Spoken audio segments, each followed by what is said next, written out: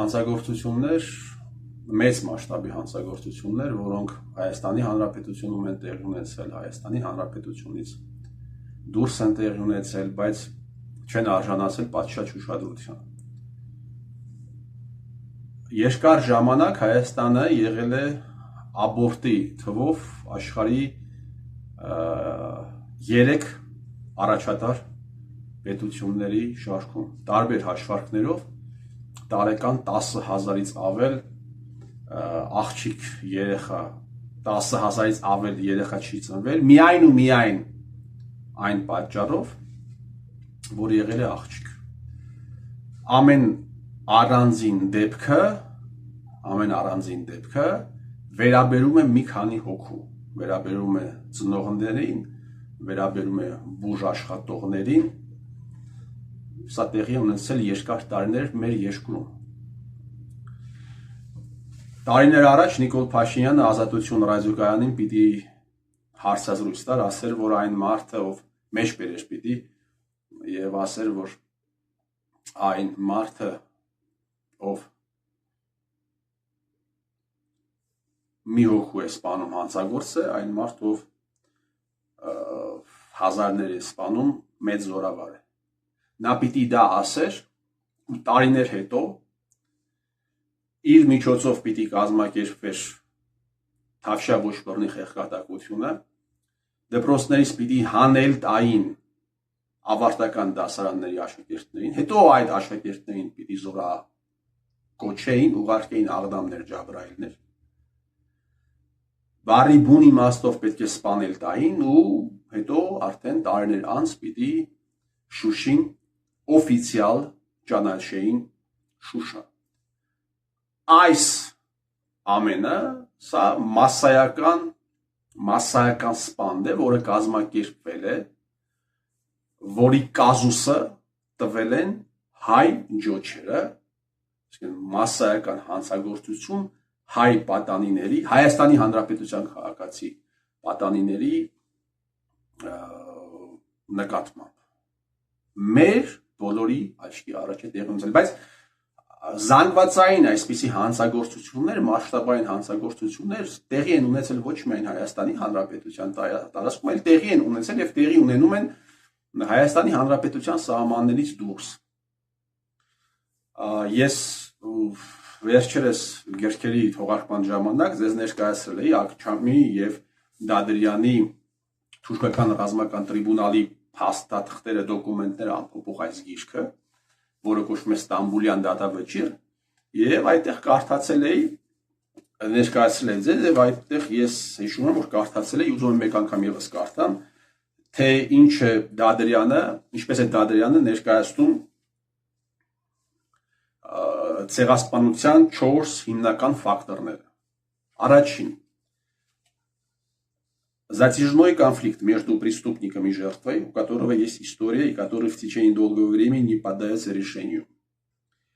Существенное неравенство в соотношении сил преступника и жертвы, выражающееся соответствующим фактором уязвимости жертвы. Ерорт. Фактор возможностей. Даже самый отъявленный преступник должен уметь выждать, пока не представится удобный момент. Это первоочередное условие, вернее, предпосылка для удачного завершения дела. Для такого успеха действует формула минимум риска при оптимальном результате. Войны, в особенности войны мирового масштаба, действительно предоставляют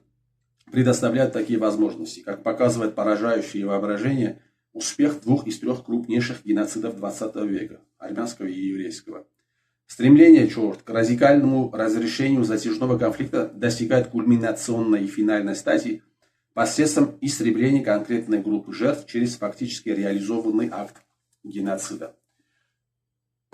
Ուրեմն ստեղծվում է համապատասխան իրավիճակ, իմիջիալից այդ իրավիճակը կարող է նաև ստեղծվել տվյալ էթնոսի, տվյալ ազգի ներկայացուցիչների կամ դավադիր գործունեության կամ հանցավոր անգործունեության պատճառով։ Այսինքն թշնամին իրականացնում է այդ հանցագործ ակտը, բայց երբեմն կարող է դրա պատրվակը ստեղծեն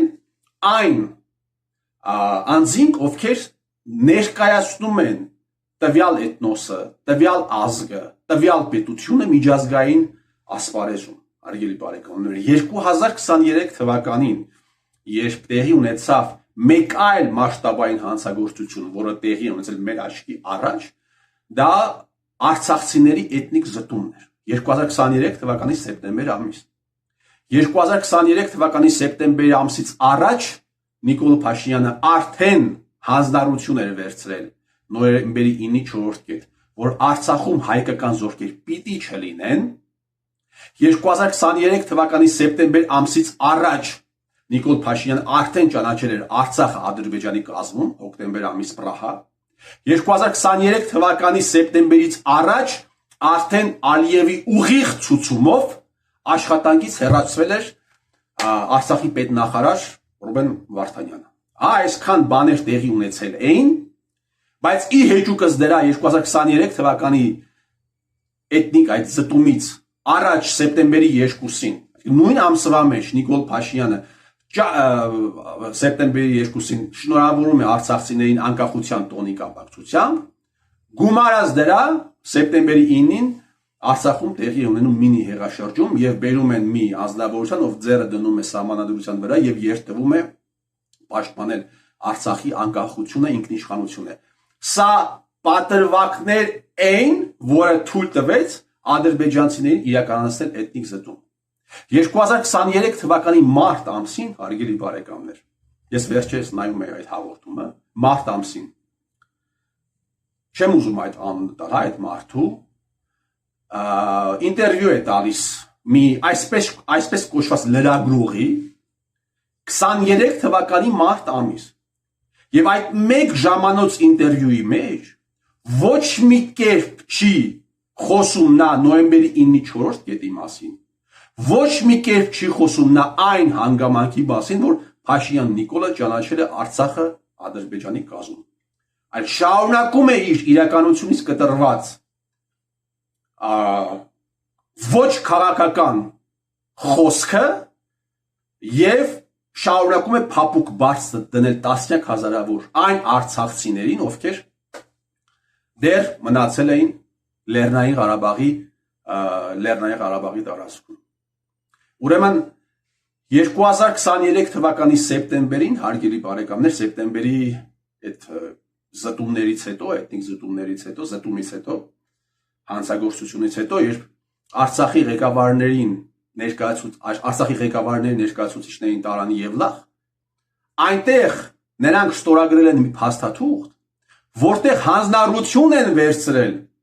որ Արցախի տարածքից դուրս են բերում Հայաստանի Հանրապետության զինված ուժերը։ Ես ուզում եմ հիշեցնել, որ այդ հանձնարարությունը դեռ նոյեմբերի 9-ին վերցրել էր Նիկոլ Փաշինյանը։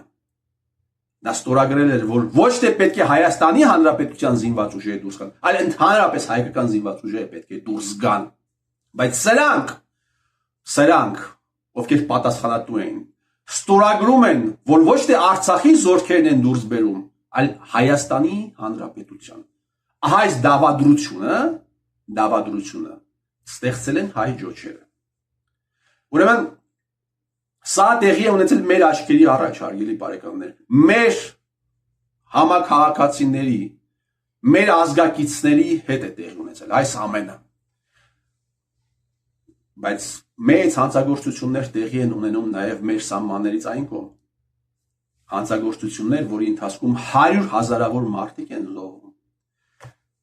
Իմ ձեռքի տակ Կիմ Սոն Մենի այս գիրքն է, որտեղ նա ամփոփում է Միրշայմերի եւ հատկապես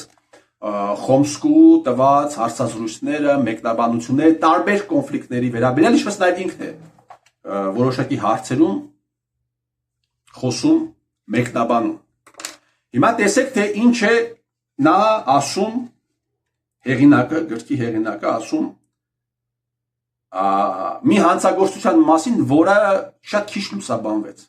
որի վերաբերյալ միջազգային լրատվականները շատ քիչ խոսեցին, բայց դա տեղի ունեցել Հայաստանի Հանրապետության սահմաններից ոչ այդքան հեռու։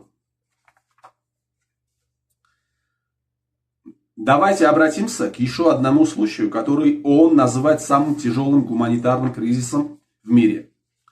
В прошлом году в Йемене, по официальным данным, погибло 370 тысяч человек. Сколько на самом деле погибло, никто не знает. В разрушенной стране начался массовый голод.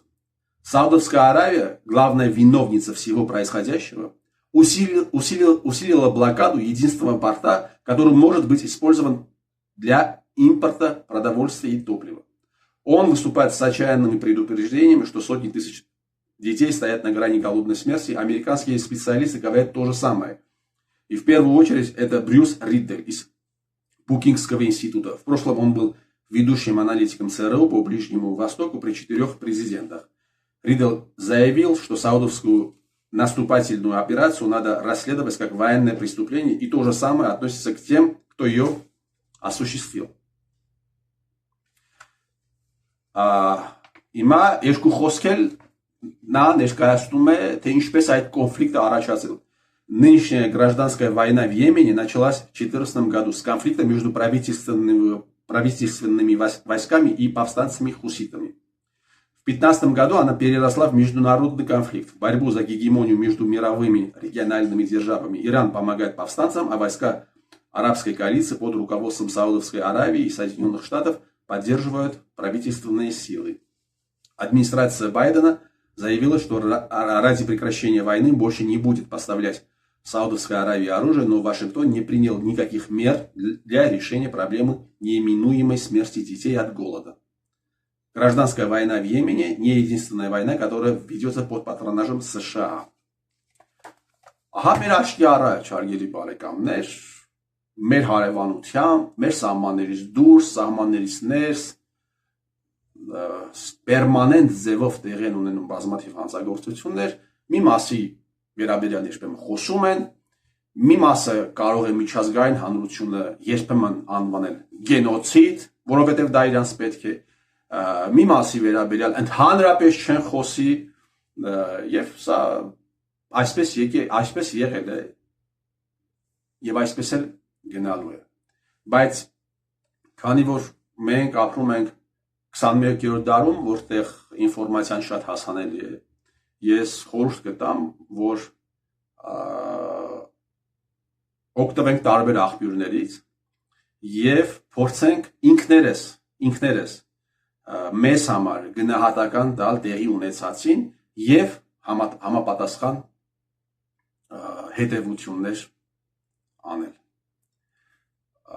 Պետք չէ վախենալ ոչ մի բանից, առավել ևս Թուրքից, եւ պետք է սարսափել Թուրքի օգտագործած հայերի կառավարումից։ Շնորհակալ եմ ուշադրության համար։